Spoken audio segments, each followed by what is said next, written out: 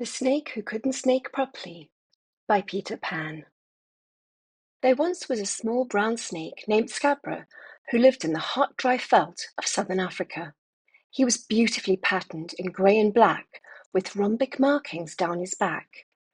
Yet despite appearing healthy, he did not feel fit emotionally.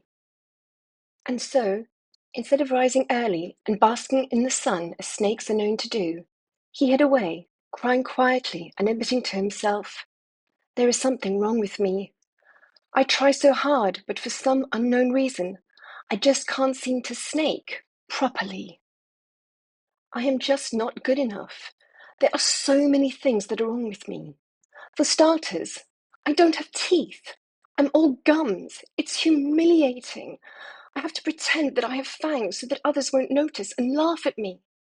I have to feign striking at prey, and I have to miss things intentionally, because I know from experience that striking my target will not hurt it, but will instead hurt me.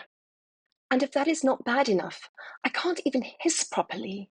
I have to coil myself up and rub my rough scales together to make a rasping sound. But it takes loads of effort and exhausts me. It depresses me that I have to work extra hard to do things that other snakes can do effortlessly. I spend all my time diverting attention away from my weaknesses, while simultaneously mimicking the skills and behaviors that I've seen others respond to favorably.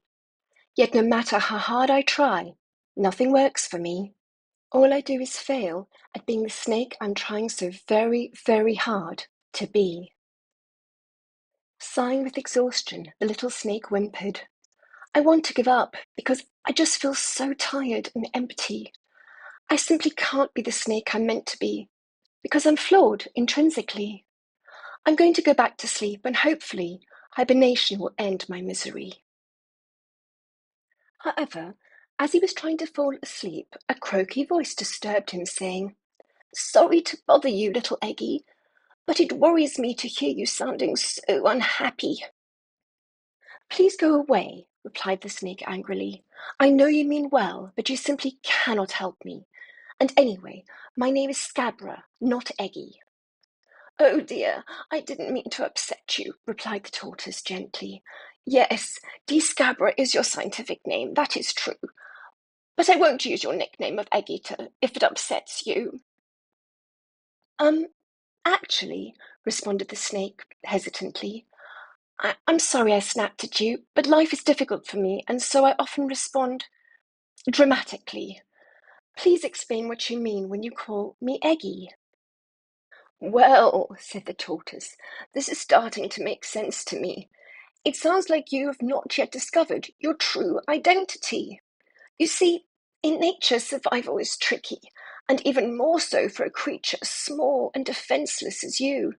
You don't have a hard shell to protect you, as tortoises do. You also lack the strength to overpower predators, as pythons do. Nor do you have the fangs and venom to incapacitate those who try to harm you, as night adders are able to do. No, unfortunately, mimicry is your only defense strategy. It appears to me that you used mimicry unknowingly. You thought you were an adder, when actually you're an egg-eating snake. So you've been expending all your energy trying to be the snake you were never meant to be. No wonder you have always felt confused, tired, and empty. You were hungry, but not hungry for food. You were also hungry for the type of life that would ignite your curiosity, motivate you, and fill you with positive energy. You built your identity based on your belief that you had a disability.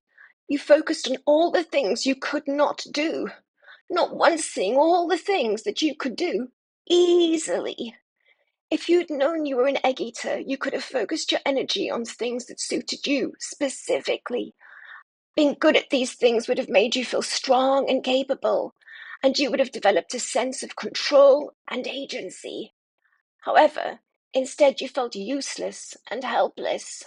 You thought you were a burden to others, and worried that they saw you as weak, foolish, and lazy. But now I hope that you can see that when you failed at being a night adder, it was because that was not the type of snake you were meant to be. You see, you are a rarity, and you need to learn how to celebrate your authenticity. Because whilst all other snake species compete with one another for resources, you compete with nobody. Whilst others focus on hunting prey, you can focus on what feeds you. And I think you will agree that food doesn't feed you. Not really, because you are different, not just in what you eat or how you defend yourself, but also because you think and behave differently. You are fed by thoughts and feelings. Curiosity is your source of energy. So I believe you need to explore your authenticity as a matter of urgency.